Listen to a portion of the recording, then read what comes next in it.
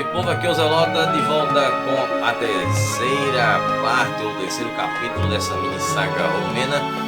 E nesse vídeo de hoje nós vamos ver muita coisa, hein? Vamos falar sobre os ávaros, vamos falar sobre os búlgaros, sobre os eslavos, os cumanos, pechenegues, a época também do reino húngaro. Enfim, tem muita coisa para ver nesse vídeo de hoje, muitos povos que passaram pelo território da antiga Romênia.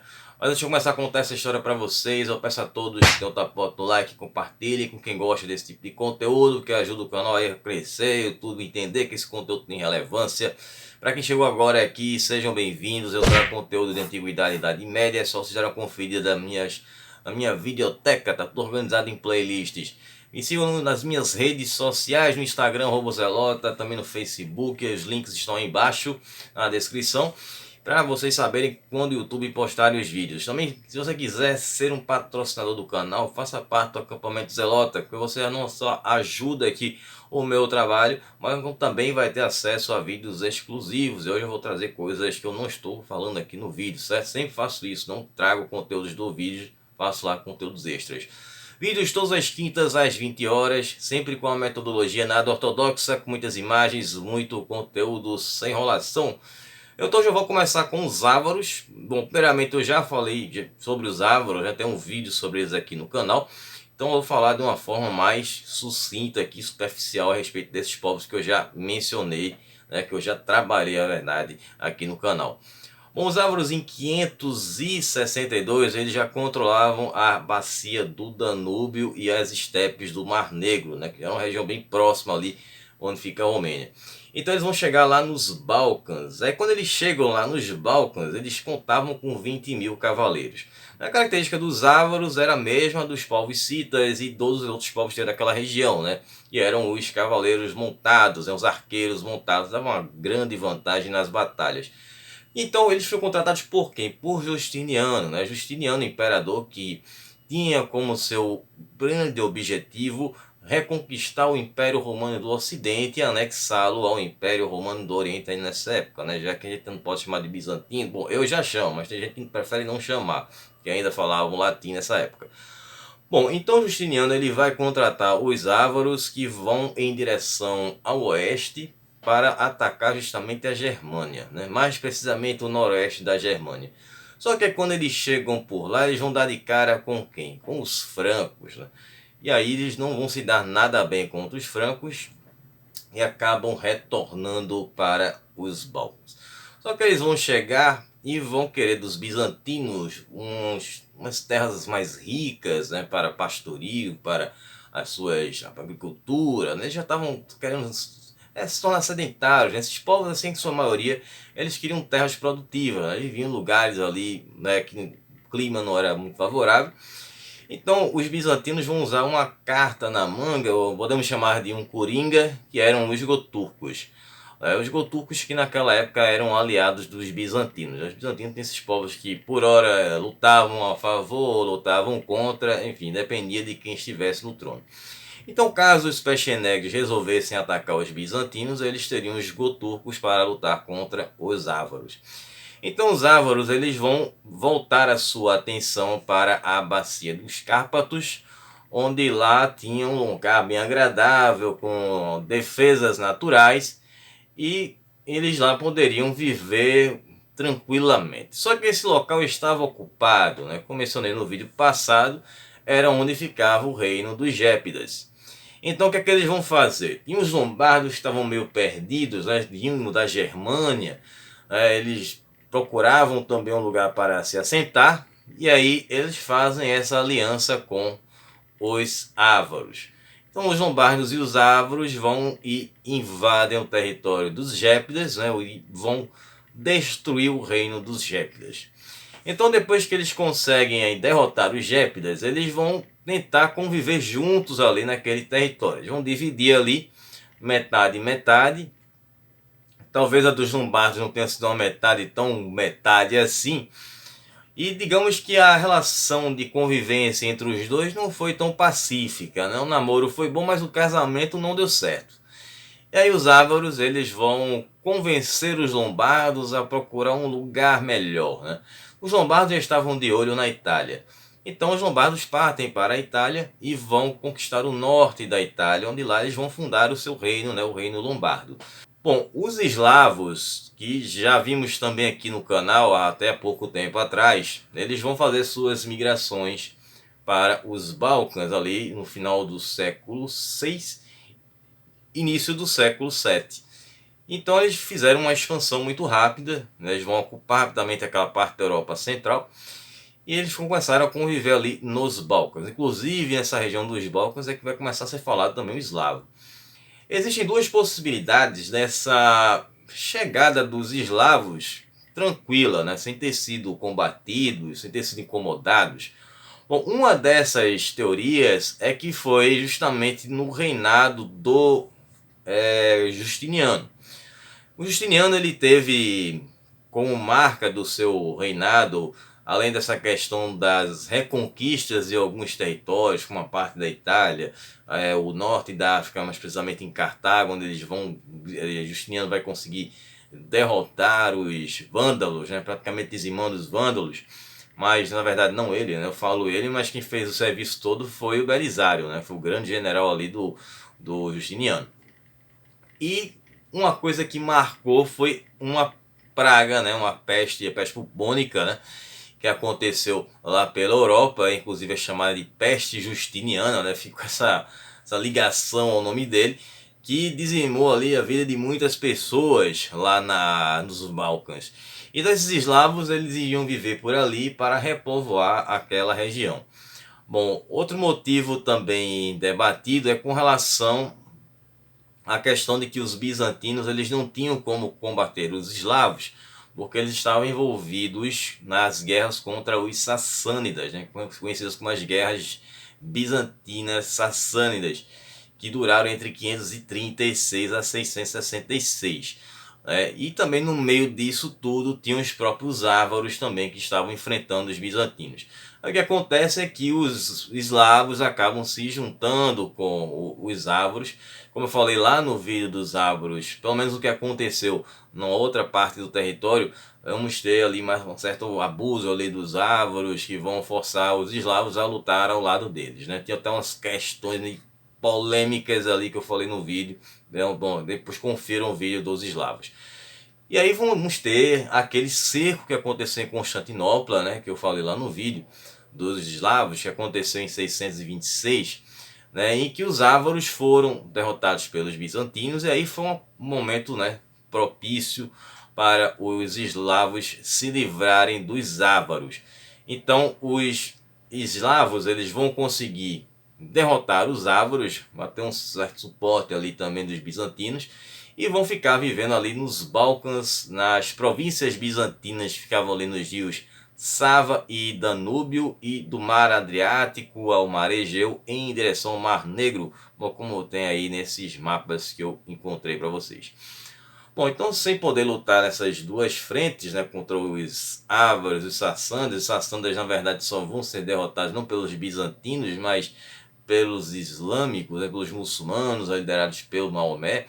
Aí os bizantinos eles fazem essa aliança com os eslavos, que eram mais especificamente da tribo dos esclavenos, para depois enfrentarem não só os ávaros, que depois eles vão praticamente desaparecer, mas depois eles voltam, e também os búlgaros, que estavam chegando aí como uma nova ameaça, né? Lembrando que todos os territórios aí, a própria antiga Romênia, Dácia, Trácia, todos os lugares que eu mencionei faziam parte do Antigo Império Romano, né?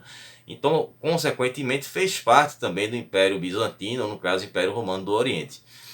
Bom, aí vamos ter a chegada dos búlgaros, né? Que os búlgaros que vão chegar ali para fundar seu primeiro império, eles eram de origem turca. Eles vão ocupar ali a região que ficava no rio de Nester em 370, né? Sempre que eu falar rio de Nester, já associo logo ali a Romênia. E ali em 680 ou 681 aconteceu a Batalha de Ongala, que foi um confronto entre os búlgaros e os bizantinos, né? Os bizantinos tentando expulsar os búlgaros dessa invasão. Isso foi durante o reinado do imperador bizantino Constantino IV, né, que me lembro na saga bizantina, foi um reinado bem problemático, E os búlgaros, como eles vencem os bizantinos, eles vão ocupar a região de Dobruja. Essa região é uma região histórica que fica hoje na divisa entre a atual Romênia e Bulgária, certo? Tem um mapinha aí também disso aí. Bom, então lá eles vão fundar, né, no caso os búlgaros, o primeiro Império Búlgaro. Então eles vão começar a se impor com relação às tribos vizinhas. Como mencionei, os ávaros eles tinham sido derrotados pelos eslavos, né, depois daquele cerco de Constantinopla, mas quem vai acabar com eles vão ser os búlgaros, que vão começar uma campanha entre 804 e 806, e eles vão aniquilar os ávaros, destruindo o seu caganato. E também vão expulsar as tribos vizinhas eslavas que viviam ali próximo desse território dos ávaros. E aí tivemos nesse período do auge do Império Búlgaro, o primeiro Império Búlgaro foi o Khan, né, que era o título de monarca búlgaro, que era o Krum, conhecido como o Horrível, né, porque ele era cruel, ele era muito cruel, né, como diz aquele narrador lá da Band, né, Campeonato Carioca. Bom, então ele vai destruir o Caganato Ávaro e vai controlar os territórios que ficavam no Danúbio. E aí isso incluía justamente territórios ali que pertencia à moderna Romênia, no caso a Transilvânia, tinha a Trácia, que é ali meio Romênia, Bulgária, e também a Macedônia. O Khan búlgaro, o Krum, ele chegou até a ser comparado ao Átila, né, o Huno, pela sua violência, pela sua força no campo de batalha. Inclusive tem imagem dele, né, clássica, com uma taça em formato de crânio, né, um crânio que se tornou uma taça, né. Esse crânio pertenceu ao imperador bizantino Nicéforo, né, que deu uma subestimada nos búlgaros. Ele teve uma primeira vitória contra os búlgaros em uma campanha, achou que ia conseguir vencer os búlgaros, dizimá-los de uma vez. Então ele faz uma segunda campanha e acaba perdendo literalmente a cabeça, né, virando ali uma taça, né? Lembrando que o Nicéforo foi quem destronou a Irene de Atenas, né? Ele era ministro secretário do Tesouro, ministro das Finanças, uma coisa assim do tipo, lá do Império Bizantino. Bom, então os búlgaros eles se estabeleceram com seu império, que durou de 681 até 1018. Então esse período do Império Búlgaro, pós o Krum, ele fica bem obscuro, porque os próprios bizantinos acabaram destruindo, né, quando eles conseguem derrotar os búlgaros, junto ali também com os pechenegs, que é outro povo que eu vou voltar a falar aqui, e sumiram aqui esses registros que os búlgaros fizeram sobre essa sua história nesse primeiro império. Bom, aí quando chega no século VIII, né, tivemos esse desenvolvimento dessa cultura que vai ser trazida pelos búlgaros, que vai se desenvolver nessa região onde foi a antiga Romênia, né, que é considerada chamada de cultura balcânica danubiana, que ela vai ser considerada uma cultura eslavo-búlgaro, o caso eslavo-búlgara, e vai ter uma certa influência dos valáquios, os valáquios que vão ter ali uma importância grande ali na formação da futura Romênia, e também existe uma certa influência bizantina também no meio, né, que eu vou falar sobre os valáquios mais na frente. Bom, essa cultura ela depois vai ser bem difundida no século IX. Bom, agora voltando aqui para os pechenegs, que eu acabei de mencionar, também outro povo que eu já fiz vídeo sobre eles. Quem quiser ver melhor a história dos pechenegs, deixa o card aqui em cima e depois vocês assistam, né, esses vídeos depois que terminar aqui. Bom, os pechenegs, que eram um povo seminômade, eles eram oriundos lá da Ásia Central, eles vão ocupar as estepes do Mar Negro entre os séculos 8 e 9. Quando chegou no século X, eles controlavam o território entre os rios Don e os afluentes do rio Danúbio. Entre os séculos 11 e 12, eles vieram com outras confederações que acompanharam os pechenegs, que foram os cumanos. Os cumanos eles vão ter uma ligação mais com os magiares, né, que virão a ser os húngaros, e também tinham os Kipechakes, né, que é um outro povo que vem junto com os cumanos. Ambos os povos aí têm um visual muito legal, eu gosto principalmente dos cumanos, né? Eu tô doido para falar sobre os cumanos, mas eles perderam a enquete, mas eu também coloquei eles contra os eslavos, né? Deu a lógica, né? Bom, então esses dois povos, eles acabam sendo derrotados pelos bizantinos nesse território que eles estavam ocupando. E aí, esse território era justamente onde fica hoje o atual Cazaquistão, o sul da Rússia, a Ucrânia, o sul da Moldávia e o oeste da Valáquia. A Valáquia vai fazer parte da antiga Dácia, né? Bom, agora tem a chegada dos Magiares, né? Os Magiares que vão ser uma outra frente que vão derrotar os búlgaros. Você vê que os búlgaros sofreram ataques de bizantinos, dos Magiares, dos Pechenegs e, enfim, cumanos, quipexaques, enfim, vai ser muita gente que vai atacar o Império dos Búlgaros.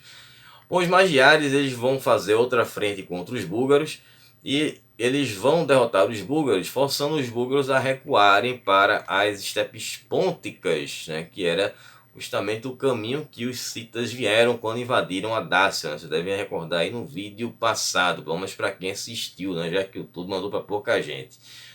Bom, então aí teve o início dessa conquista dos Magiares da Bacia dos Cárpatos, e essa conquista vai ser registrada alguns séculos mais tarde em um manuscrito chamado de Gesta Hungarorum, que traduzindo para o português seria Conquista dos Húngaros, né? E esse manuscrito que foi feito ali relatando a história primitiva da Hungria. Ou mais tarde teve o registro também de um duque da Romênia, isso é mais na frente, né, que vai acontecer durante o reinado do reino húngaro. Esse duque chamava-se Gelol.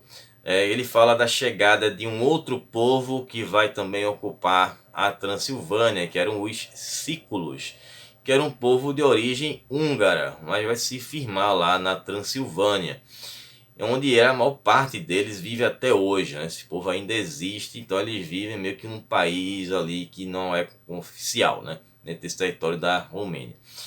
Então eles são um povo misturado ali com os romenos, com os húngaros, então eles viviam por lá desde 895. Bom, a primeira referência ao povo romeno, que vamos colocar como que vai fazer parte dos futuros romenos, vão ser os valáquios, né? Obviamente, e são da Valáquia. Não precisamente originários da Valáquia, né? Que eu vou depois contar sobre isso lá na área de membros. Mas os valáquios, eles apareceram na antiga Romênia quando a Romênia, no caso a antiga Romênia, no caso a Dácia, enfim, fazia parte do Império Búlgaro. Certo? Então esses registros dos valáquios foram feitos entre os séculos 12 e 13 e relata que eles viviam na Valáquia, lá no sul do rio Danúbio. Então tem um período desse domínio húngaro, né, que é do reino húngaro, que eu vou falar também aqui nesse vídeo, que foi do ano 1000 até 1241, né, que não é exatamente o tempo que durou o reino húngaro, é o tempo que os húngaros, no caso o reino húngaro, dominou o território da antiga Romênia. Claro que o reino húngaro durou até mais tempo, até 1526, quando vai ser depois derrotado pelos otomanos, né? Depois ele vai ser restabelecido pela dinastia dos Habsburgos, né? Que era uma dinastia uma dinastia austríaca, né? Quase que eu falei errado. Uma dinastia austríaca, né? Que vai ser ligada ao Império Austríaco. Então, em 1867 é que vai ter a unificação aí desse reino húngaro com o Império Austríaco. Aí vamos ter a fundação do Império Austro-Húngaro, que vai durar até a Primeira Guerra Mundial em 1918, beleza? Só por uma questão de registro.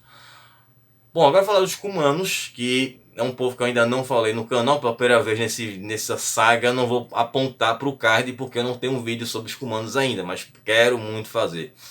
Bom, os cumanos, eles vieram lá no Danúbio, onde foi registrada a sua primeira aparição no ano de 1055. Então os cumanos, eles vão se juntar ali com rebeldes búlgaros e valáquios contra os bizantinos em 1186 até 1197. Né? Os cumanos também buscavam ali seus territórios.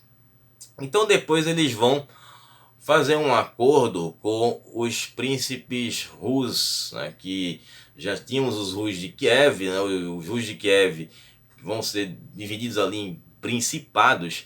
Então vamos ter essa união desses príncipes Rus com os cumanos. E aí eles vão enfrentar justamente quem? A maior ameaça daquela época, né, na Idade Média, que era o Império Mongol. Só que aconteceu que eles acabam sendo derrotados na Batalha do Rio Cauca em 1223. Então essa derrota vai ser muito devastadora para os Rus, assim como também para os seus aliados, né? Inclusive os cumanos vão ter ali uma baixa muito grande. Não sei, não posso afirmar que foi depois dessa batalha que os cumanos acabaram, enfim. Mas eu não sei o destino, ainda vou estudar sobre eles com vocês, claro.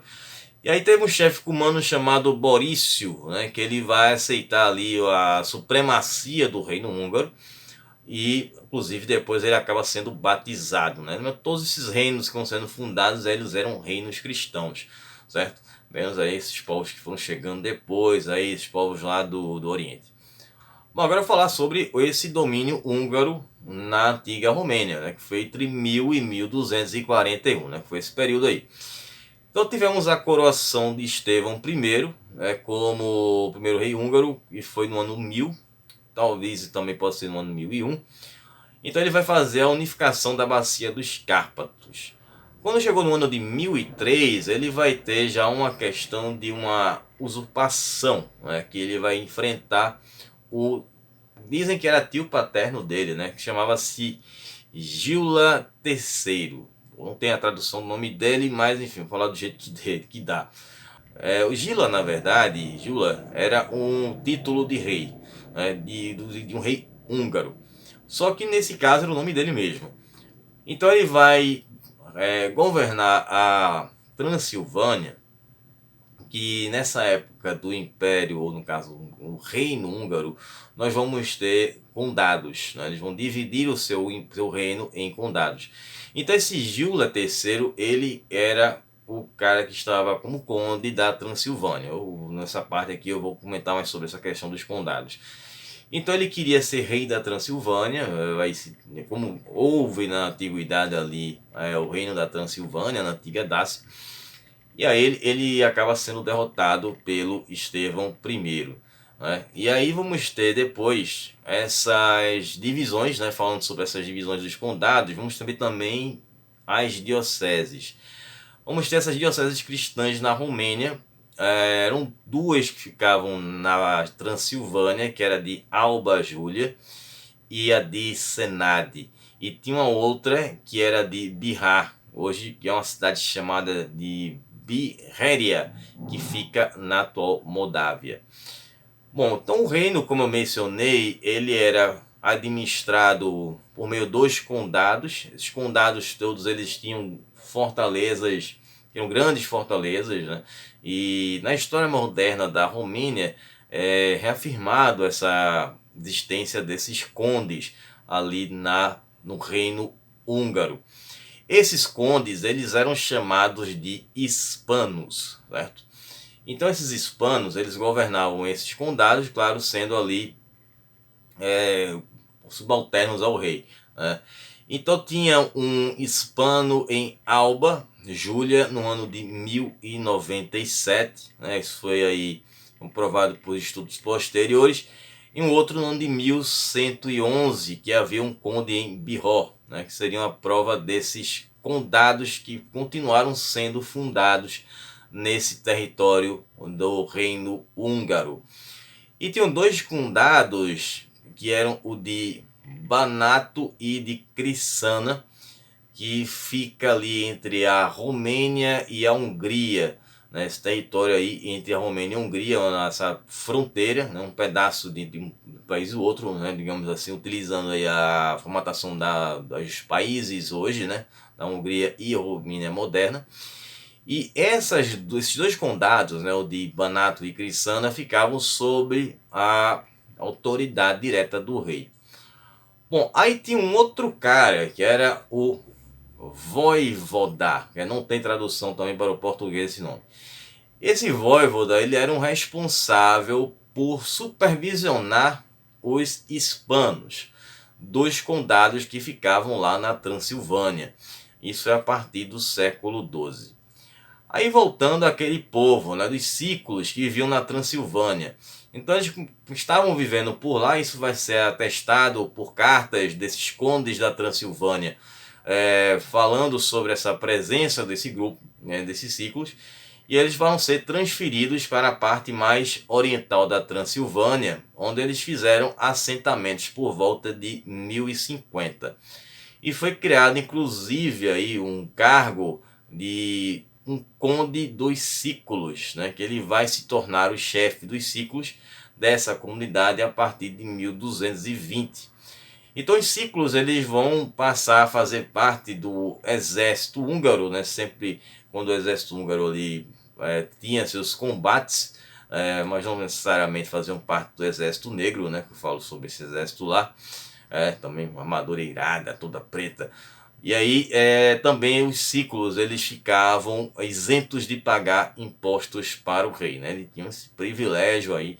Então eles vão ser considerados aí tanto os valacos como os ciclos, apesar de não serem originalmente povos da Romênia, eles vão ser considerados como povos ali formadores da Romênia. Já que a gente viu já aí uma pancada de povos que passaram pela antiga Romênia, né? Bom, espero que vocês tenham gostado, que vocês tenham curtido. No próximo vídeo, que deverá ser o penúltimo vídeo dessa mini saga, nós vamos ver a migração saxônica para a Transilvânia. Nós vamos ver também a rebelião Valáquia Búlgara, né, como vamos ter depois a formação do Segundo Império Búlgaro. E vamos ter a fundação e a independência da Valáquia, né? Espero que dê tempo de falar tudo isso aqui, certo? Bom, então a gente se vê agora no próximo vídeo. Um abraço do Zelota, até lá, falou pessoal. Lembrando que amanhã ou no sábado eu vou colocar o teste aí do vídeo. Então até o próximo vídeo, um abraço, falou pessoal.